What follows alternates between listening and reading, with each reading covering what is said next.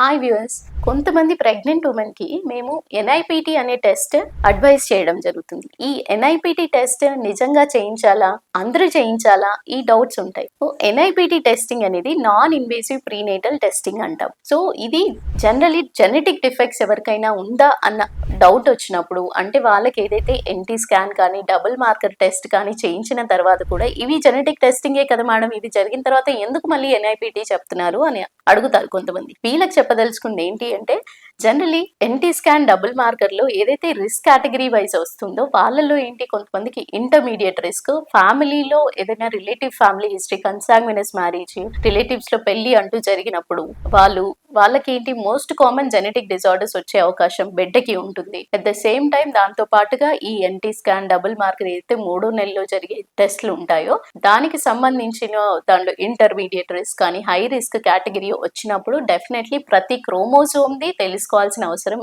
ఎంతైనా ఉంది. సో ఈ ప్రతి క్రోమోజోమ్, ఫస్ట్ క్రోమోజోమ్ నుంచి లాస్ట్ క్రోమోజోమ్ వరకు రిస్క్ కేటగిరీలో ఉందా లేదా, ఏ రకమైన డిఫెక్ట్స్ సస్పెక్ట్ చేస్తున్నాము అనేది మనం 90% నాన్ ఇన్వేజివ్ ఈ ఎన్ఐపిటి అనే టెస్ట్ తోటి డిటెక్ట్ చేసుకునే అవకాశం ఉంటుంది. సో డెఫినెట్లీ ఎన్ఐపిటిలో రూల్ అవుట్ చేసుకొని ముందుకు ప్రెగ్నెన్సీ వెళ్ళినట్టయితే చాలా వరకు జెనెటిక్ డిజార్డర్స్ ని రూల్ అవుట్ చేసుకొని హెల్తీ బేబీ గురించి ఆలోచన అనేది చేయడం చాలా మంచిది.